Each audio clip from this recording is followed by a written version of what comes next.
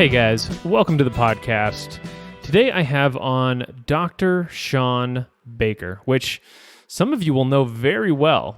He's a big advocate for this carnivore diet that is very popular right now. It's an all-meat diet, and he is well known online for it. He was actually on Joe Rogan a couple years ago, and he's in the process of funding a clinical trial for the diet as well. So I really wanted to pick his brain because he has helped many people transition to this carnivore diet. And so he's really seen how people do on the diet in the short and in the long term, which I think is really valuable knowledge. He's actually been on the diet himself for, something like 4 years, which is pretty impressive. See, the thing is, one of the things I've really come to value in my health journey is people who have a lot of experience. You know, scientists, they will always poo-poo anecdotal evidence. They'll say, if it's not a double-blind, placebo-controlled study, they don't want to hear about it. But give me a doctor or a nurse, who's treated 15,000 patients for 20 years, and I will always go with their observations over any published paper. So that's what we're going to talk about today. For anybody new to the show, Quax is a health podcast about trial and error, empirical evidence, and finding solutions to health problems that mainstream sources would probably call quackery. So today we are going to talk about what the carnivore diet is, who it's for, who it's not for, and everything in between. So enjoy. Dr. Shawn Baker, welcome to the show, man. Thanks for coming on. Hey, my pleasure. Thanks for having me. So I'm super excited about this interview because the whole carnivore diet scene, it's really exploded in, the last year, and we really haven't had anybody on to talk about this keto carnivore stuff. So I'm really excited that you're here to share that stuff with us. Yeah, my pleasure. I love talking about this stuff. I spend pretty much all day, every day talking about it. So it's kind of, the thing I do. Yeah, I bet. So why don't we start off with you telling the audience about yourself and kind of how you got into the carnivore diet? Yeah, so my background, I'm a trained orthopedic surgeon. I spent, a couple decades practicing, kind of traditional medicine, doing, enjoying myself as a surgeon. And also I've been a lifelong athlete. I've competed at high levels. I've set world records in various different sports, particularly in the master's level stuff. And as I got into my mid 40s, I started to see my health declining despite just, training extremely intensely. I've never really stopped that. I've been doing that for, now 40 years of that. And, I was developing metabolic syndrome, sleep apnea, I had hypertension, I weighed a lot more than I should have, even though I was competing in sports that required me to be big. But honestly, I was sitting at 285, 290 pounds at 6'5". I just won a world championship in Highland Games, and I realized that I had to change up my diet. I could no longer just eat whatever I want and train real hard. And so, as I did that, I went through about 4 or 5 different dietary schemes to try to see what worked best for me. And I was able to lose weight very easily just by going on a low-fat, high-fiber, lean meat diet, which is what many people would recommend, and I would recommend them as myself as a physician. But as I got there, I lost 50 pounds in 3 months. I was literally just an unpleasant, unhappy, hungry, kind of mean person. I remember the nurses saying they much preferred kind of the more rotund Dr. Baker than who I was. I was always hungry, obsessed with food, constantly, thinking about that. And then I just knew I couldn't maintain that type of diet for any long period of time. And so I went through just on a journey, and it eventually led me, onto a ketogenic diet. And then from there, I made the transition into a carnivore-based diet. And that's been almost 4 years now. And that's got a kind of a common scenario when people have done this. They kind of get on a ketogenic diet, feel pretty good, move over to a carnivore diet, and then just really notice, like another level up where their health improves farther, they feel better. And I've been there and obviously been advocating for it. I've now, been in part an inspiration for tens of thousands of people that have done this. And we see just tremendous and dramatic improvements in all aspects of people's lives and health. And so the good news is, we are now starting at the phase where we're getting some clinical research done on this. And it continues to grow in an ever rapidly accelerating rates, and I'm excited to be part of that. Wow. So you've been doing this now for 4 years. And basically, you said you were on, I kind of missed it, but you were on a low fat diet, like a high carb diet, and you were really grumpy, or what was that diet you were on? Yeah, so my initial attempt to lose weight was, exercise a whole bunch and, eat a low fat, high, like, fiber, salads and lean meat, which is what we're often told to do. I mean, most people consider that a very healthy diet. It was like Hmm. chicken breast and fish and giant spinach salads. And that was what I utilized to lose weight. But it just clearly wasn't sustainable for me. I was clearly not happy on that. I was clearly hungry constantly, and so I knew that was not something that I could maintain on. Wow. So most people probably know what the carnivore diet is, but those who don't, what is it? So a carnivore diet is a diet that is primarily focused on animal products, and so primarily meat. I mean, there's some people that'll include eggs and a little bit of dairy, and when I mean meat, I'm talking about beef and lamb and fish and pork and chicken and any animal basically. It is, that is emphasized, that is prioritized. For some people, that's all they eat is exclusively meat. For other people, it's really a intentional limitation of plant-derived foods, and the purpose of that is to you either limit them significantly or you completely eliminate them, with the purpose being to improve your health. There's no ideology attached to it. It's purely a health-derived diet. Some people are able to include a small amount of plants, and they do just fine, and that's still, in my view, completely acceptable. I think the focus is getting your nutrition from the best, most bioavailable, and nutrient-dense source, and that's clearly, in my view, unquestionably animal products. Okay. And so are there any, I don't know, macros that people have to hit, a certain ratio of protein to fat or anything like that? It's not tightly controlled. We're not counting macros. It's fairly intuitive eating. We tell people just, get some meat that you like, you enjoy, eat it to satiety, and then when you're hungry again, eat again. Having said that, most people tend to steer towards a little bit higher fat macronutrient ratios. I would say anywhere between 50 to maybe 90% of the calories coming from fats. So definitely from a Hmm. caloric standpoint, fat predominates. Even if you get like 70-30 ground beef, that is majority of those calories are coming from fat. Just the way the macronutrients work, because meat is 70% water by weight, and so when you remove all the water out there, you're left with a lot more fat. So a meat-based diet is almost by definition, unless you're eating just skinless, boneless chicken and shrimp and really lean fish, it's almost always going to be a fat-based diet or a majority fat-based diet. What about, I don't know, does it have to be grass fed? I mean, what about the quality of what you're eating? Is that a big focus? It is for some people. That is a controversial topic. And I think it's nuanced. Certainly, when we talk about the environmental impacts, I think the way the animals are raised can make a big difference. And in more than just grass fed, it's the way they're pastured. I think you have to pasture them in a regenerative fashion so that you promote soil health, you promote biodiversity. So that's even different than grass finished.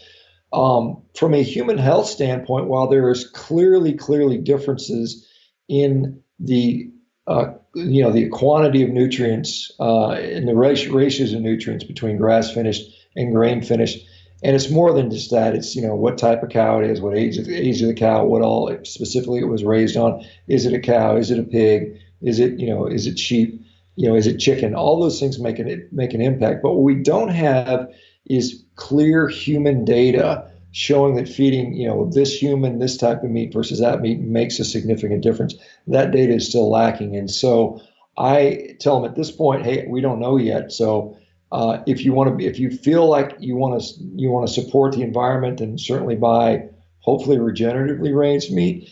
If all you can afford is cheap ground beef from Walmart, that's fine too. I Hmm. can tell you, having seen tens of thousands of people, probably there's minimal difference in the amount of people that get better, get off medications, eating supermarket meat versus the high-end expensive grass-finished beef. Having said that, again, I am a huge proponent of improving our agricultural system, improving our regenerative meat. But when it comes to a strictly human health standpoint, I'm not going to make claims that don't have any scientific basis yet. Okay. That is interesting, what meat you choose. Do you see most people doing this are doing the beef route, or are there some people going all seafood or all chicken? Almost with rare exception, people tend to steer towards ruminant meat, which, are animals with, quote unquote, four stomachs. And majority of those people are eating beef, or at least beef makes up generally the majority of the diet. Okay. Chicken and other things, fish, don't seem to tick the satiety boxes as well, and probably some of the nutrient boxes as well. So I've not seen people successful on an all fish diet or an all chicken diet, or at least I've not seen that in any significant number of people doing that. Okay. So why do you think people would want to do this over, I don't know, say paleo or keto or one of the other variations on kind of the high fat, low carb diet? Well, I think for some people, it's lingering, unresolved health issues. I think that is what drove the majority of the people that first sort of did this. And I should point out that people have been advocating this diet periodically for centuries. I mean, I'm not the first guy, and I won't be the last guy. When you look through the literature, there's been, Dr. Salisbury in the 1800s was, advocating meat-based diets, and there's Scottish surgeons in the 1700s advocating this, and it goes back to Blake Donaldson in the 1950s and 60s. I mean, this is not new. However, the online community that has allowed this sort of communication like we've never had before to kind of really blow this thing up. But the reason people want to choose this as opposed to, because I hear it all the time, well, what's wrong with eating, meat plus fruits and vegetables? There's nothing wrong with that. In fact, if that works for you, I'm all for that. The problem is many people have already done that route. It's rare for somebody to go from standard American diet to carnivore without having previously tried vegan, vegetarian, paleo, keto. I mean, they've all done these things before. Healthy, balanced diet, Mediterranean diet. It's not the first diet that most people choose. However, it's often the last diet people choose because it tends to give them the most bang for their buck and the most effect. And so some people, just do it out of curiosity. There's a few people that want to be associated with a movement, but I mean, I don't really have interest in that. And there's people that use it for athletic performance and body composition goals, and it tends to work pretty well for some of those people, particularly when they want to lean out. Again, my interest is on health. I'm excited because I see people with Crohn's disease and also colitis that, they become symptom-free and they come off all the meds, or they have rheumatoid arthritis and they become symptom-free and come off all med, or they have severe depression, anxiety, bipolar disorder, even PTSD, and they get dramatically better, or they have, psoriasis or eczema or any number of conditions that this diet seems to be, able to improve in many people in a very powerful way. And so that's what really excites me with this stuff. It is exciting. There's some amazing stories online of people just losing a ton of weight and normalizing all kinds of blood markers. I mean, it's really fascinating. So let's jump into the health aspect of this. If people do get on this diet, what are their experiences going to be usually when they first start it? Is there an adjustment period or something that they go through? Yeah, absolutely. So, I mean, it depends on where they're starting. A lot of people transition from a ketogenic diet, so the shift is not quite as dramatic. But I mean, people coming from a high carbohydrate diet will go through, and a lot of people call it the keto flu, or an adaptation period where, you depend on glucose a little less than you normally would, and you depend on, fatty acids and ketones in a greater capacity. So that often causes, there's also a sort of reduction in insulin levels. That causes a relative loss of sodium in water, so people will notice some dehydration, and with that can come maybe headaches, maybe just low energy. Some people will notice their heart beating faster, even potentially lower blood pressure. We see that people, particularly people like diabetics, their blood glucose will typically drop significantly, often within days, and some of them have to taper off their medications. We'll see people with high blood pressure. Often their blood pressure will come down significantly. They may have to taper off their antihypertensive meds. We do see an adjustment in GI habits, in general, because you're no longer eating all this indigestible fiber because Mm. it's basically a diet without fiber. And I know that's controversial, but what happens is you just don't have as many bowel movements. There's just not as much material that you're wasting. And so people are shocked to find out that they don't have a bowel movement for the first couple of days. And sometimes that can be even longer, as long as a week or more. But generally, most people, once they adapt, they start having regular bowel movements. It might be once a day, it might be once every other day or something like that. That becomes pretty normal. Most people will notice that their digestion dramatically improves because they no longer have bloating, constipation, almost no gas whatsoever, which is kind of a nice side effect, so to speak. Some people will, some people will have changes in energy, changes in sleep. I mean, there are definitely some transition things that occur. And some people, when we come back to the GI thing, some people definitely have the opposite effect where they have, loose stools or even diarrhea. And that often has to do with perhaps adjusting to more fat as they're not able to absorb as much fat. And it just kind of passes right through them. And there's some other things that maybe lead to that. But those are things that, tend to be very transient. People often lose quite a bit of weight, particularly early on. It's often just water weight, but we see a lot of people lose pretty significant amounts of body fat, and that often depends upon how much satiety they get. Many people will find that they become profoundly satiated by switching to a fatty based meat diet, and they just don't eat as much. They're just not that hungry, and then instead of wanting to eat every 2 or 3 hours, they may only eat once or twice a day because they're just like, I'm just full. I don't really want food, which is really nice because for the people that really struggle with addiction to certain food types, or they have sort of different, eating disorders or binge eating disorders, they don't tend to have those cravings, those severe cravings after a period of time. Those go away, particularly if they're eating enough. And one of the problems we run into is people often undereat, and then that can show up with, energy issues and performance issues, and then some cravings just because they're just not eating enough. Yeah, so I mean, some of the benefits you mentioned about blood pressure and digestion, how do you think, I mean, do you have any clues on how carnivore might be doing this? Sure. Yeah. I mean, So, I mean, maybe that's a huge question, but I don't know. Just what do you think? How is it accomplishing all these benefits?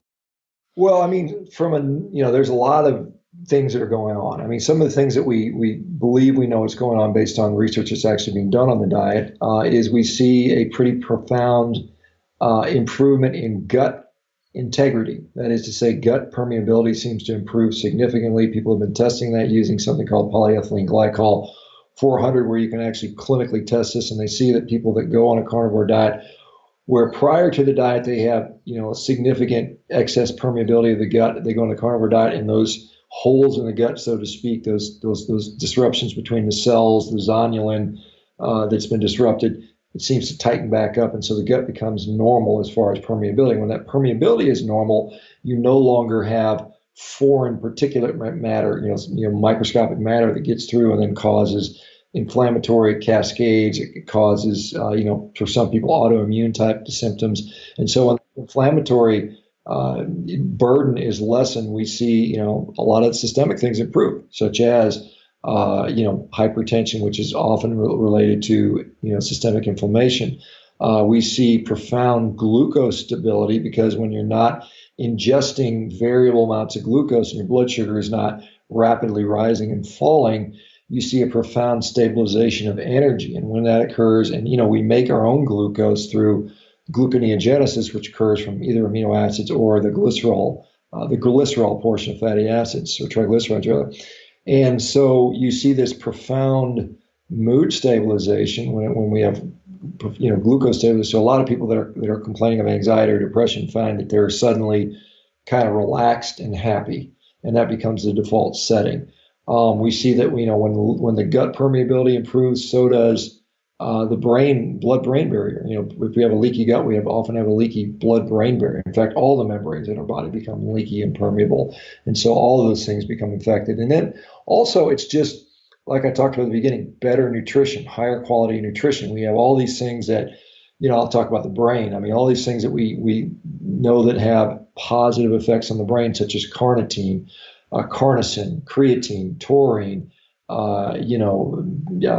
B vitamin, zinc, iron, all of these things the brain utilizes for function. And so when we get low on those things, and we know a lot of people are, particularly people that exclude animal-based products from their diet, they are lower on these products. Even though we can manufacture things like carnitine ourselves, we still end up needing exogenous amounts to get us to the adequate levels for optimal function. So I think there's a whole cascade of things that are going on that provide for some of the benefits we're seeing. Yeah, that's actually really interesting. There's a lot there for people to think about, as far as the gut integrity and the brain benefits and stuff like that. So, do you find that people are staying on this diet for long term, or are they kind of using it to lose weight and then getting off of it, or how does that work? It's definitely a mixture. I think that there are a significant percentage of people that get on it, they love it, and they see no reason to leave. And they've been doing it, and then we've got people that have been doing it 20 plus years. There are probably what I would say the majority of the people do. They do it for a period of time. They often will say, "This is the best I've felt in 20 years. I feel like I'm 20 years younger." And then they invariably, they kind of come off and they come off a little bit, and then they circle back in and they do it again. I see a lot of people that are in and out. They kind of just make concessions. So it's Christmas, we're going to load up on junk and feel like garbage for a month, and we're going to go on a 1 month bender, and then we're going to get back on the diet. And then there's also a lot of people that will just be, we say carnivorish, or the people that, they're carnivore, but they'll have an avocado or a piece of dark chocolate here and there. And they tend to be, Hmm. they tend to still kind of do kind of keto friendly foods, if you will. And that's probably quite a few people. And many of those people do just as well as the ones that are strict. And I think that's great as well. I mean, I think ultimately it's finding what works for you and what's sustainable over the long term. Yeah, you mentioned earlier that you were kind of doing keto before carnivore. Um, what did carnivore do for you that the other diets didn't really do for you? I mean, were you still having some of those symptoms? Yeah. So, I mean, when I was on keto, I was impressed with the appetite suppression. I was impressed with the energy stability. I was impressed with overall a decrease in inflammation. When I was 49 at the time when I took up the carnivore diet. I'm 53 now. But I had kind of dabbled. I had done 2 days here, 3 days here, a week here, just kind of playing with it. I did it for about 6 months, and then finally in late 2016, I went all in for a month, and I had some, my digestion, I noticed, just got significantly better. I didn't even know I was having digestive issues, but all of a sudden it was like I didn't even notice I digested food anymore. It was like it's like going from a clunky car that makes a lot of noise to a high precision, car that, luxury car where you can't hear anything. It Hmm. was like digestion became imperceptible. I was like, I didn't know I was digesting food anymore. Inflammation further improved. In fact, I'd had tendonitis in my right quadriceps tendon for probably close to a decade. And as an orthopedic surgeon, I had tried everything I knew in my power as someone whose profession was to deal with, musculoskeletal issues. And Yeah. I couldn't get it better. And literally within, I think 8 weeks of doing this diet, that went away, and it has never come back in now for almost 4 years. I saw in body composition. I saw, and again, I had mentioned I've been training my whole life, and I've been training intensely. I mean, and I still do today. I train very hard and I train very frequently. And I'd had some strength goals that I've been trying to hit since I was 45. And I'll just use an example. I was trying to deadlift 405 pounds for 20 repetitions. And I would always kind of get to 15 or 16, and I just couldn't break past that barrier. And I've been working on that for several years. And I'd go 2 or 3 months here, and then I'd quit because I got distracted, and I'd do it again. I'd still always reach the same point. I went to carnivore, and then I think the first time I even tried that workout, instead of 15, 16, I got 18 repetitions. And then the next week I hit my 20 rep goal. And it was like I did nothing special with regard to training. The only difference was diet. I saw at this point I'd taken up competitive rowing, the Concept 2 machine. And I had already set an American record, at 49. In fact, I broke all the 40 plus records at age 49. But I turned 50, and I broke, several, 50 plus world records and American records, but I was dramatically faster at 50 than I was at 49. I mean, something like 10% faster, which is a tremendous improvement, when you're already at a world class level, to put 10% more in your performance which is equivalent to what I saw in the deadlift, by the way. Wow. I thought it was just remarkable. And I can't attribute it to anything else besides that, because that's the only thing I really changed. My training style didn't change at all. It was just getting the more high quality food and getting less of the, I guess, lower quality food, if you will. That is pretty amazing to have a 10% increase from between 49 and 50. Yeah, I thought so too. So one of the concerns about this diet is kind of the lack of certain nutrients in meat. I know when I first read about it, I was kind of thinking to myself, like, there's no vitamin C in meat. You know, there's very little vitamin A and other nutrition in meat. So how are people not getting scurvy or becoming deficient in vitamin A or, different nutrients? I'll start with vitamin C. I mean, that's probably the one that is probably the most deficient, if you will. Now, one of the things we see is we know that the USDA didn't actually test meat for vitamin C. They just assumed to be zero, so they didn't really actually test it. And so there have been independent labs, like other countries have tested. And we look in their database, we do see a small amount of vitamin C in beef. For instance, a pound of beef has something like 10 milligrams of vitamin C. Now, 10 milligrams is thought to be enough to prevent scurvy. So if you eat a pound of beef, you've got enough just vitamin C in beef to prevent scurvy. Now, that's still, you're kind of playing, that's still kind of, really cutting it close there. So most people would say, you need 50, 60 milligrams a day. Some people even higher.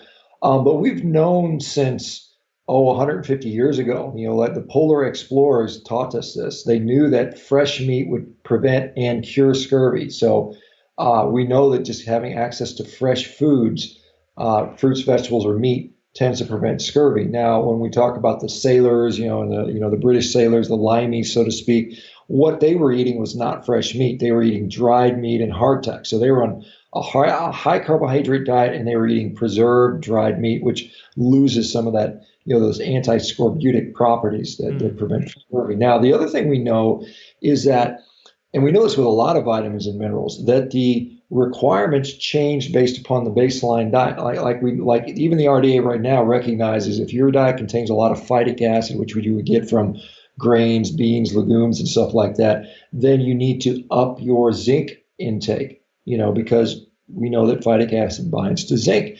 And therefore, if you're on a heavy phytic acid diet, which might be a plant-based diet, you're going to have an increased requirement to take in zinc. So we know that baseline diets affect your nutrient requirements. So with an all meat diet, what we see is, one, we know that glucose, and even dietary glucose, competes with vitamin C uptake. So if you have glucose present in the gut, and while you're trying to ingest vitamin C, the glucose will competitively inhibit the transporter. So if glucose is in there, it's blocking vitamin C from getting in. So then you'll tend to not absorb as much vitamin C. We know that occurs across many membranes, across mitochondrial membranes. We have the same competitive inhibition. We know that red blood cells can actually recycle vitamin C, and so that probably capacity is upregulated in a situation where we're not ingesting it. We know that a lot of other compounds, vitamin C, one of the functions of vitamin C is an antioxidant. So we know that other compounds in a low carbohydrate states, things like glutathione and others,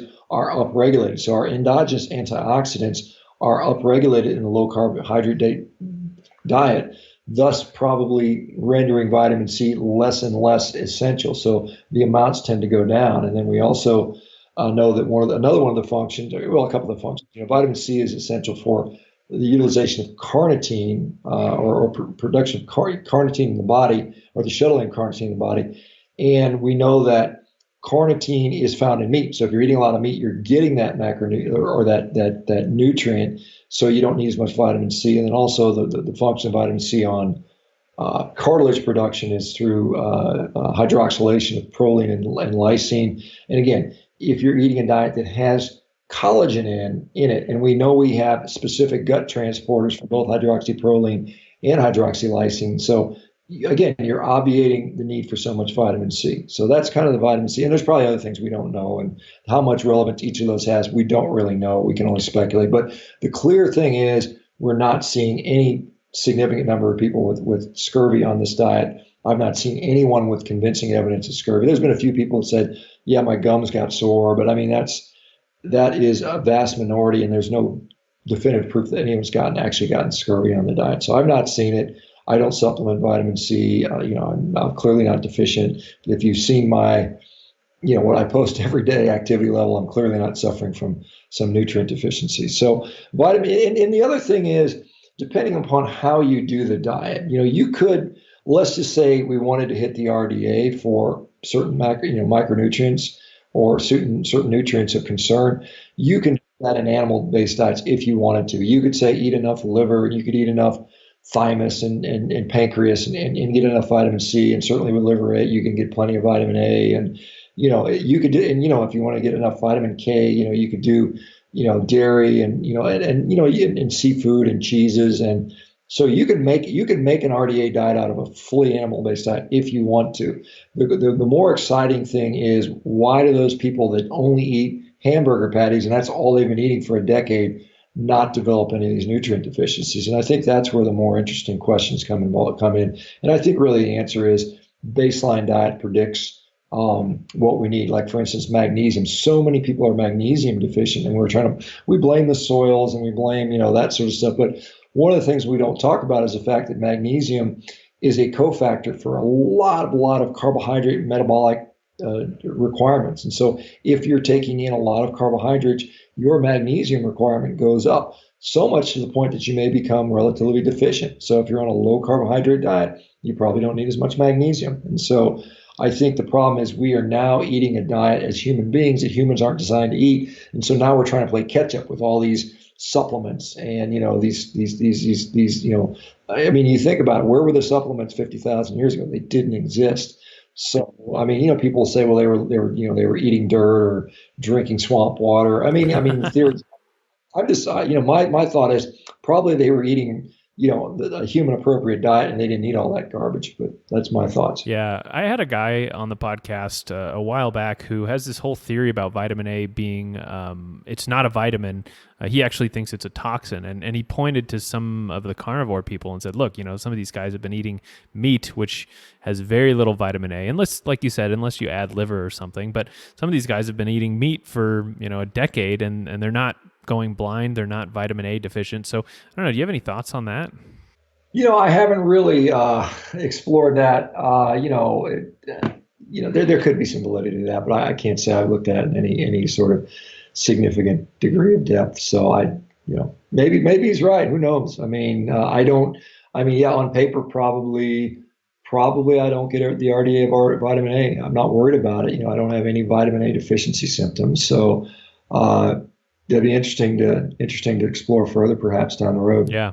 So one thing you mentioned was kind of our ancestral diet, and I know a lot of paleo is inspired in part by the Paleolithic age, right? And how we used to eat. So I don't know. Can you talk maybe a little bit of how this diet might fit with how our ancestors ate? Yeah, I think it depends on which ancestors you're talking about and how far back you go. Clearly, there was a shift in food availability somewhere between 100 and 25,000 years ago. What we saw is, early humans, and when I say humans, I'm talking, Homo habilis, and some people argue even some of the later Australopithecines. Human beings started probably becoming efficient hunters probably with Homo erectus. Homo erectus clearly demonstrated the capacity to kill large grazing ruminant animals, particularly proboscideans, which would include elephants, mastodons, mammoths. That was their basically food of choice. And you think about it from a hunting efficiency standpoint, you've got a giant animal that's loaded with 1 million, 2 million, 3 million calories of food. They don't run away from you. They're easy to track. They're easy to find. And then once you have spear technology, they're actually easy to kill, which most people find shocking. But it's actually pretty clear in the Paleolithic record that Homo erectus, in fact, there's a paper out there to talk about mammoth hunting in the Paleolithic, and they said basically Homo erectus killed mammoths whenever they felt like it. So they probably had as much meat as they needed year round. They didn't starve. They didn't go through famine periods of time. Think about it, growing a huge brain, going from a 300 cc brain up to, Homo erectus achieved something like an 1100, 1200 cc brain, and then Neanderthal topped out at 1700 cc's. But growing that huge brain required, high nutrient, high calorie dense food. and in a consistent fashion. You couldn't do that when you're starving half the time. So I don't think we had feast or famine. I think we had consistent access to high quality nutrition day in and day out as we evolved, as our brain grew, we became more and more efficient at hunting. And then something happened, and some people argue it was climate change or a giant comet, in North America. But clearly, we see, a dying off of the megafaunal animals throughout the world, wherever human beings sort of, made it in large quantities. We see it across Europe, we see it across Asia, we see it across, Australia and the Pacific Islands, and then even into North America. And so, as the food supply changed, as we killed this off, and there's some nice papers by Mickey Bendora has written a recent one. Clearly, what happens is that new environmental pressure triggered us to change, our technology. The bow and arrow technology is about 60,000 years old, and that's because instead of running up and stabbing an elephant with a spear, now we had to chase these very fast-moving antelopes and things that run away, and they don't just stand there. You can't run out. You can't chase an antelope, with a spear. I mean, there's some persistence hunting that's going on, but I mean, it's not a very efficient way to do that. So you have to kill more and more animals to get the same amount of calories and particularly fat. I think many people would argue that man was not only a carnivore or primarily carnivorous, but also a lipivore. We sought out fat. We cracked the bones, got the bone marrow, got the brains. We use that to again, talking about that highly concentrated source of energy. Animal fat clearly is superior. Did we eat fruits and vegetables and nuts and tubers along the way? Probably to some degree, but I think that was a minor part, particularly early on. Now, as we made the shift into hunting smaller animals, which are by necessity leaner animals, you have less fat per protein. These animals are more protein and less fat. And so now we're looking for different ways to fill those energy sources. And so now we're relying more on tubers, more on fruits. I think vegetables were probably a later addition just because they had no real caloric value until we started to breed them, as we got smart at cultivating them, eventually accumulating in, agriculture and farming and the processing of grains. And then we saw a dramatic decrease in our stature. We saw a decrease in our dental health. We saw a reduction in jaw size. We saw a dramatic reduction in brain size. We lost something like 200 cc's of brain material when we went from hunting to farming.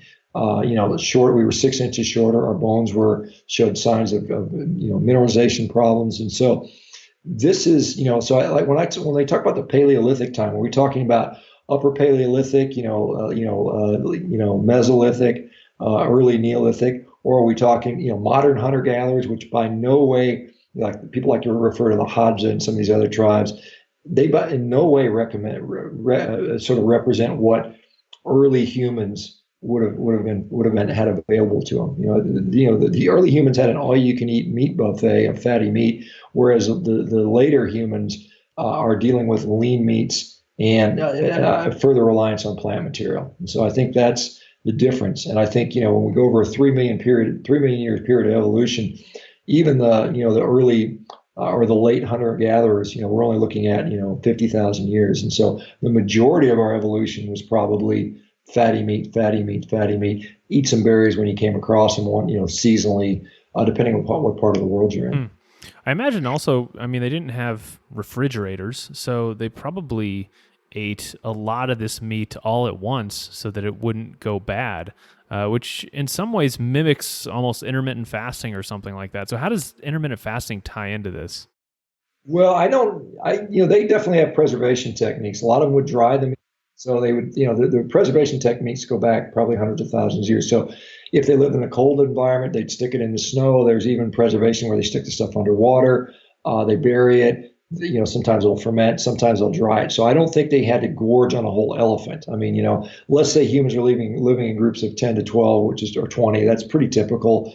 That elephant's still going to last them several months, 3, 4, 5, 6 months maybe. But I don't know but what I would agree with is probably particularly when cooking came into place and as man developed at some point a preference for cooking the meat, that is not an easy proposition.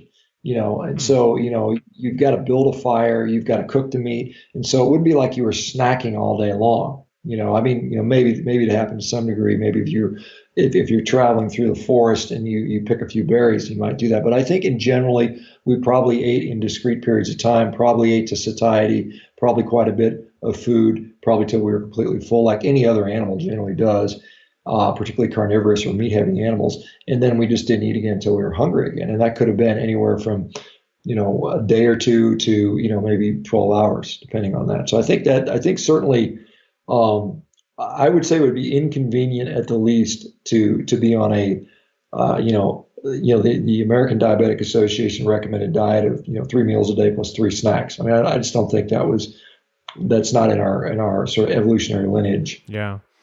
So I want to kind of ask some more questions about the diet and maybe maybe things that people should watch out for.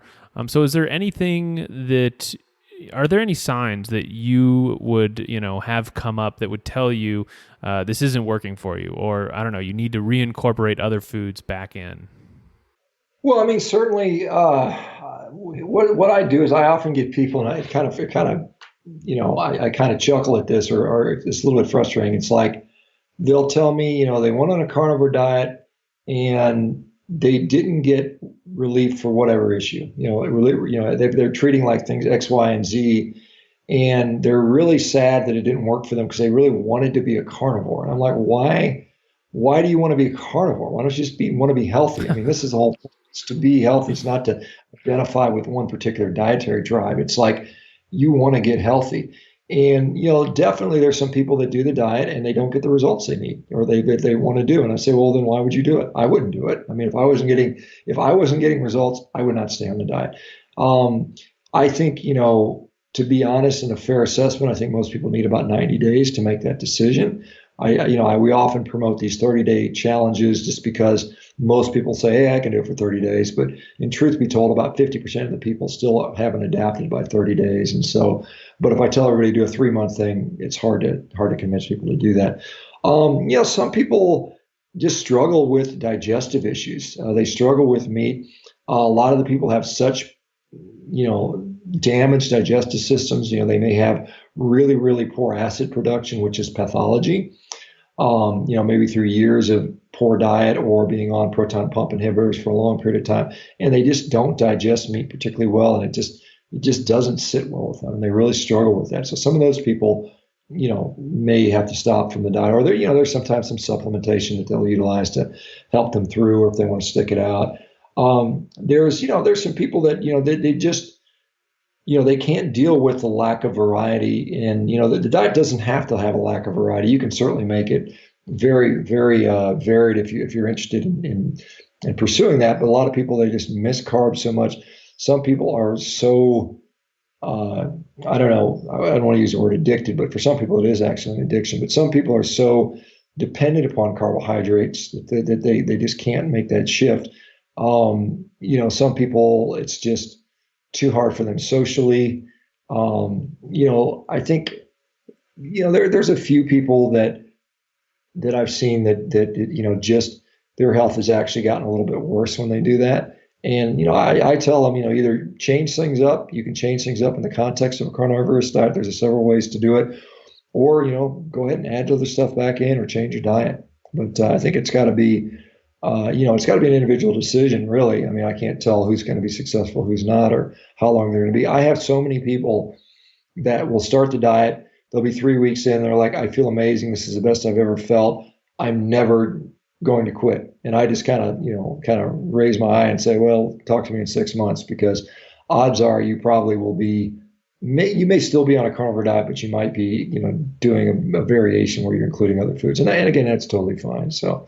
Yeah, one of the things, a guy I interviewed, I don't know, a few months ago, Kyle, he mentioned that one of the things people should probably do if they're on a keto or carnivore diet is test their thyroid function, or maybe test their cortisol levels. What do you think of that? Is that kind of a good gauge that people might want to look at while they're doing this? It wouldn't be like the main thing I would be looking at, but I mean, certainly when it comes to thyroid function, there are a lot of people that suffer from, usually hypothyroidism or autoimmune thyroid issues. We will see with low carb diets in general, often a reduction in circulating T3, which is the active form of thyroid. And so if you just go in and get your blood test drawn and it shows a low T3, and then you say, oh my gosh, my thyroid is tanking, that may not necessarily be true because there may be, and Stephen Finney has written a nice article on this if anybody cares to look it up. I think just look under Verta Health or Stephen Finney, low carbohydrate diets and thyroid. We see that there is probably an upregulation in thyroid receptor, either sensitivity or density. And so when the thyroid receptor levels go up, you need less thyroid circulating. The same thing with insulin. You know, if you think about it, if your insulin were to go down, most people would be pretty happy, you know, because we struggle with a lot of people with hyperinsulinemia. And what we do know is we have insulin resistance and insulin sensitivity. So when our insulin goes down, we often say we are more insulin sensitive. So analogously, if our thyroid goes down, and this is the most important part, and we are asymptomatic, you know, because if your thyroid hormone goes down and you have thyroid symptoms, and say you're tired and sluggish and you're cold and you've got hair that's falling out, you know, and you've got a low T3 and maybe a high TSH, and you know, you can look at some of the other thyroid markers, you know, the antibodies and the reverse thyroid, things like that. Then yes, you might have to make adjustments. Maybe you're just not eating enough, and a lot of times that occurs. You know, people undereat. As I said at the beginning here, one of the most common errors is undereating, and so. But often it's just a matter of, you know, hey, it may be physiologically normal to have a slightly low T3, and it's no big deal. With regard to the cortisol, you know, there's some people talk about, well, you know, it's stressful and there's elevations in cortisol. That data is usually seen in the acute setting, you know, when we're looking at cortisol levels. So people change their diet. It can be stressful, and we can see an elevation in cortisol. In the chronic setting, I personally am not seeing a lot of people with elevated cortisol levels, but admittedly, it's not something we test frequently. But you know, certainly, I can see where, you know, definitely acutely, maybe some people in a chronic state might have that, and that's, you know, that can be due to underlying stress, which may or may not be related to the diet. There may be other things going on. So I don't totally dismiss that, but I'm saying I've not seen that as a real common problem. Well, I know some people that are like, I think they're fans of a guy named Ray Peat, who, you know, is a big fan of, you know, sugar consumption, and, they talk about that in their circles, and I'm not seeing it to a high degree. I see a few people talking about it occasionally that they say they've experienced that, but it's not been, you know, the experience that I've seen by and large for most of the population doing this. All right. One thing you mentioned was blood tests. You actually have a really interesting view on blood tests, and this is a great way to bring it up, in that you think that a lot of times they're not as useful as maybe other doctors might think. Can you kind of expand on that? Well, certainly I think that, you know, serum blood tests have a role in for certain reasons, particularly in acute illness. When we're looking at a chronic condition, for chronic disease, so to speak, many of them, because these blood tests can vary widely from day to day. So, like for instance, let's just use cholesterol as an example. You can get your cholesterol taken on Tuesday, and let's say and it comes back 210 using milligrams per deciliter, the American units, and that decision, you know, if you've got a really bad doctor, but we still have a lot of them out there, well, I won't say bad doctor, but an uneducated doctor, that number may prompt him to put you on or recommend a cholesterol-lowering drug like a statin. Conversely, you could come in on Thursday and that cholesterol might show up at 180, 30 points different. And the doctor may say, oh, okay, well, that's fine. Let's just watch it. So a difference of 2 days may dictate whether you go on a medication for the rest of your life, because once you start on it, it's rare that they'll take you off of that medication. So that minor change in from one day to the next may just completely change how you manage the rest of your life. Many, like let's look at vitamin D, for instance. A lot of people will make a decision on vitamin D. They'll go in the morning, they'll get their vitamin D drawn, and it'll read, let's say 27. And depending upon whose cutoff you're looking at, some societies recommend 20, some recommend 30, some recommend 40 as considered low or potentially deficient. So it's 27.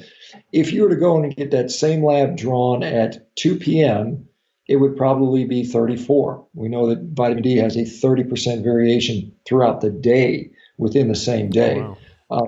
Same thing with testosterone, same thing with many of these things. So we're making these decisions based on Things that one that are widely variable within the same day or day-to-day change. The other thing is a lot of people, particularly in the community, maybe they aren't physicians, will look at labs and they'll make diagnosis based on labs without any clinical context whatsoever. And so you have to have clinical context. Like for instance, let's take a typical basic metabolic panel, BMP. And so you'll get a lab on there. It'll show you your serum creatinine, your BUN, and your GFR, estimated GFR, glomerular filtration rate. And so you might say, I've been on a carnivore diet, and guess what? My creatinine is up a little bit. It's 1.3 or something, and the cutoff is 1.2 or something like that. And then what they do is they take that creatinine number and they use that to calculate your GFR, your glomerular filtration rate. So it's a purely it's not a measured value, it's an estimated value based on serum creatinine. If you are eating a low protein diet or a normal protein diet and you have elevated creatinine, that works. That may be concerning. If you're on a high protein diet, we expect your creatinine to be high. Moreover, anybody who's gotten their creatinine back or their GFR back, it'll often say African American, and it'll be 10 to 15 points higher. And the reason for that is because African Americans are presumed to carry more muscle mass per unit of body area, right? So that automatically gives you a better looking glomerular filtration rate. That formula is also based upon a presumed body surface area of 1.73 square meters. Now, somebody like myself, who's way, way bigger than 1.73 square meters, I'm like 2.4 square meters. So that's going to dramatically underestimate my kidney function. And so, and I'm on a high protein diet. So, it looks like I've got potentially less kidney function. And it's still within the normal range, but it's not where it probably is if I took those calculations. Now, there's another test you can do called cystatin C, which totally, gets rid of all those factors. It's a more reliable test on a carnivore diet. But so you have to have clinical context. You have to understand what the variation of these lab markers are. And then more importantly, there's better things to measure. When I'm looking at cardiovascular risk, LDL cholesterol is a risk factor. It is not disease. It is a factor, just like age is a factor, just like smoking, sex, family history, measures of inflammation, triglyceride levels, HDL levels, glycemic control, so on and so forth. So I would rather let's look at actual disease. So if I want to know what my cardiovascular status is, which is probably better than maybe risk, I would look at maybe my carotid arteries. I get a CIMT ultrasound or maybe a coronary artery calcium scan to look at my heart, which I've done, which is a perfect zero. No evidence of disease whatsoever in my heart vessels. So I think we have to realize the limitations of what labs can tell us. And we have to realize how much they are variable. And we, more importantly, need to know what the clinical context is, because you can't. I get people send me their labs all the time and say, "What do you think?" And my answer is, "I don't know. I need more information." And this is a thing. A lot of people now. There's some that are so ridiculously out there. Some of them would be as a lab error because you'd be dead if that was your actual lab. But some of them are so far removed that I would say, I have serious concerns about this. Let's get some more information. But these day-to-day ones where you're shifting 10, 20, 30 points, 20% change, 30% change, and you're making lifelong decisions based on that, to me, is a little bit, short-sighted to say the best, and probably negligent in some cases to be the most sort of critical of that. Yeah. Did you find that your own blood work changed at all when you started doing carnivore? I didn't really have a lot of baseline comparison. I think I had a cholesterol panel previous, and it didn't change really appreciably at all. That was, it just was what it was. I don't remember anything else on that. I've checked a few things periodically. Like I said, I had my heart scan done, which I thought was the most important thing for me, and that was a perfectly clear arteries.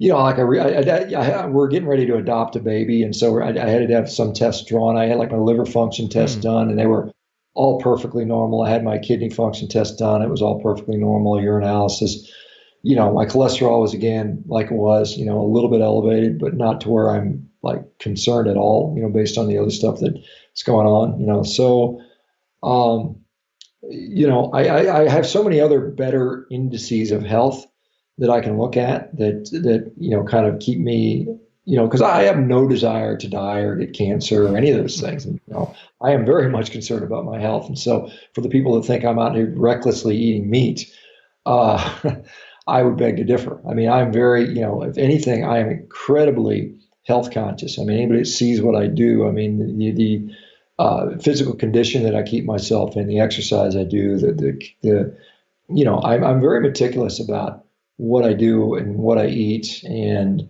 and my behaviors to support health. So, I am very much, a fan of, being healthy, and I put that above almost anything Well, else. congratulations on adopting a baby. Yeah, I mean we're in process, so we don't have a little one yet, but I suspect I'll be, I guess, 54 years of age with a brand new infant. So Yeah, that is quite the process, I've heard. old, but anyway, I stay young, stay young at heart, hopefully in mind and body as well, and that'll hopefully stead me through. So one thing I wonder about is how the diet affects the microbiome. The microbiome is such a big area of study, and it's kind of the frontier right now. But have you read anything or seen anything how this, how the microbiome shift might be contributing to the results?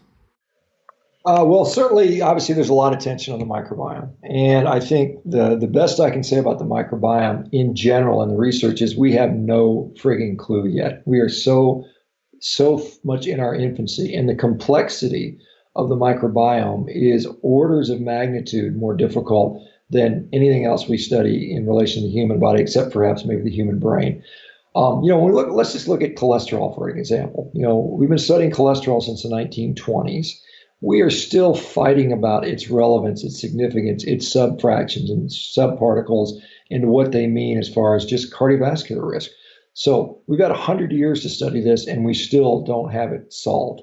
The microbiome, again, orders of magnitude, maybe 100,000 times more complex.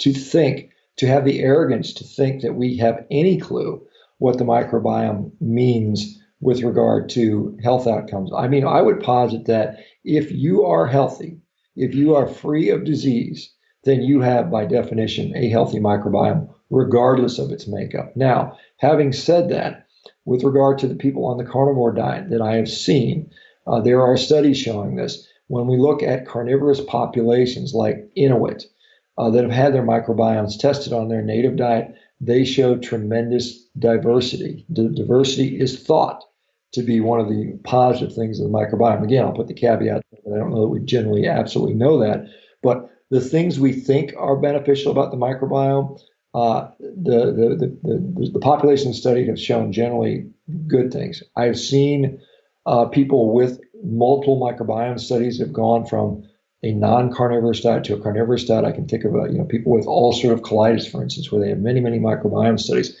and what they see is a significant improvement in their microbiome as based on the markers that these microbiome companies put out, biodiversity, Bacteroides, Firmicutes ratios, and so on and so forth. So what I'm seeing with carnivores that have actually done their microbiomes are robust, healthy microbiomes with good diversity.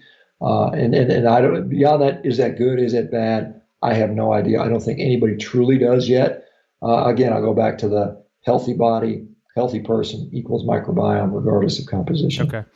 Well, the last question I usually like to ask guests, if there is time, is what they think is, popular mainstream advice that, people might hear often that is just plain, wrong or terrible or something along those lines. I think I think eliminating meat from the diet is completely wrong. I think the push to go plant-based is basically doubling down on a disastrous nutritional policy.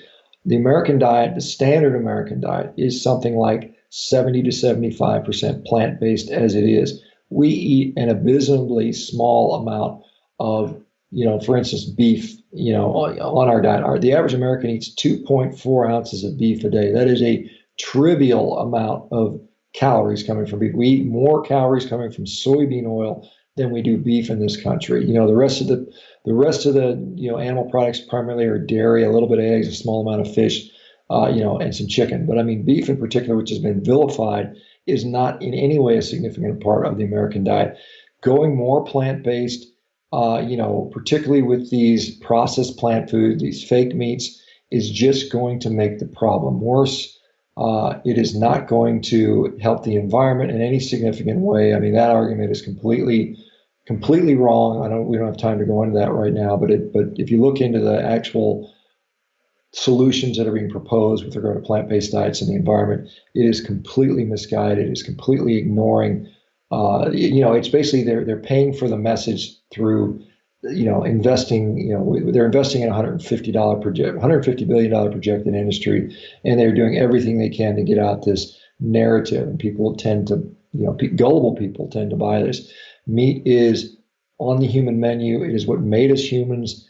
It is something we've been eating for 3 million years, and to remove it from the diet will have disastrous consequences. We're already seeing it with so much, disease, autoimmune diseases, mental health disorders, and I think that's due to an insufficient diet that excludes, healthy parts of the human diet. Well, thanks a lot, man. I appreciate you coming on. I know you have a podcast and you have a website. So what are you up to these days? Where can people find you? The biggest thing I'd like people to look at is something called meatrx.com. So it's like meat with a prescription sign behind it, meatrx.com. I am there every single day, 7 days a week at 9 a.m. Pacific, doing a little seminar with whoever shows up in our member community. We usually have anywhere between 40 to 100 people show up every single day. We have this wonderful supportive community for people that want to transition and try out, a carnivore-based diet. And so I am very passionate about that. We are, trying to get a clinical trial off the ground. There's a study, Harvard University did an observational study, which I haven't finished writing up yet. That will be coming out later this year.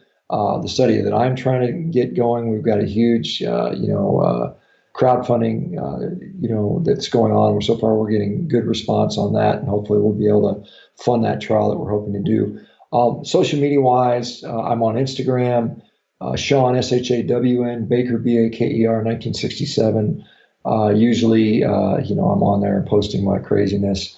Some of it, I tend to be the squeaky wheel that gets the oil type of thing. I've used I try to be the real subdued. Here, just the facts. Here's the studies, and that doesn't go very far. So I've got to do some more entertaining stuff. I guess I'll put it that way. That drives traffic. I've got a YouTube channel, Shawn Baker. If you just type in Shawn Baker Carnivore YouTube, you'll find my channel.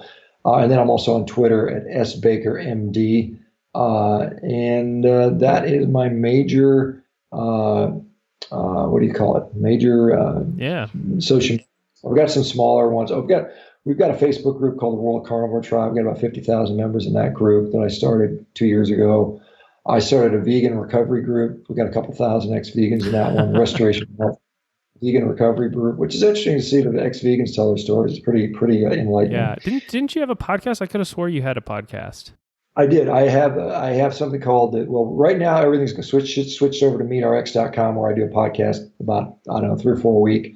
I did do the HPO podcast, Human Performance Outliers podcast, with Zach Bitter. I've since unfortunately gotten so busy with the other stuff I had to discontinue that one, but we've still got some great episodes on air, and I'm sure Zach is going to keep going with some other good stuff. So Human Performance Outliers podcast, and then the meatrx.com podcast, or the meatrx YouTube channels where you can catch those podcasts. So we've already got hundreds of videos uploaded, success stories, just hundreds of success stories. meatrx has got hundreds upon hundreds of success stories. We've got all kinds of research that supports what we do. We've got, like I said, all kinds of where you can find regenerative farmers and ranchers, discounts on meat products, recipes, you name it. We've got it. It's like the repository for everything you want, everything you could possibly want on a carnivore diet. So that's where you can go. I'll put all those in the show notes, all the YouTube channels and stuff like that. Is there anything else you want to cover before we call it quits? I tell you, man, I could talk for 2 or 3 more hours on different topics if we wanted to. So I'll just leave it at Yeah. that. It's been wonderful, man. Yeah, Appreciate you have it. a great flow, dude. You can just, I mean, sometimes I'll interview guests and it'll be like, trying to pull things out of them the whole show. And you can just flow, man. You've got this down. Yeah, I can't tell you how many interviews I've done now. I've probably done 300 interviews. Wow. So, All right. Well, Dr. Shawn Baker, thanks so much for coming on. all right, Lucas, thanks, man. Take care. So I found Dr. Shawn Baker to be just a really down to earth, good guy. I enjoy talking to him, and even outside the interview, in emails and stuff, he was so kind. He seemed to be interested in sharing this podcast too, which was just kind of blew me away. Because let me tell you something real quick about running a podcast. Other than your family and friends, nobody cares about your podcast. There are millions of podcasts out there. Nobody cares about you. And being interesting and engaging is like the bare minimum you have to reach to just get someone to listen, let alone subscribe. So when an interview guest offers to help you out and get you more eyeballs, you're dealing with a high quality person who just kind of gets it. Anyway, it reminded me of this one time I was listening to a YouTube video from Danny Roddy, who, he's a big Pete guy. And he used to do carnivore diet, and so he was kind of talking negatively about it. And one thing he said was that carnivore kind of makes people angry and emotional. Let me tell you, if Dr. Baker is how carnivore people are, I got to get me some carnivore friends. I mean, he was just awesome. He was awesome to interview, and he was awesome to interact with. So all the links that he mentioned are in the show notes. One thing I did want to mention before signing off about carnivore diets and just diets in general, any diet, is going to achieve certain goals. And the more extreme that diet is, the more extreme those results and goals are going to be.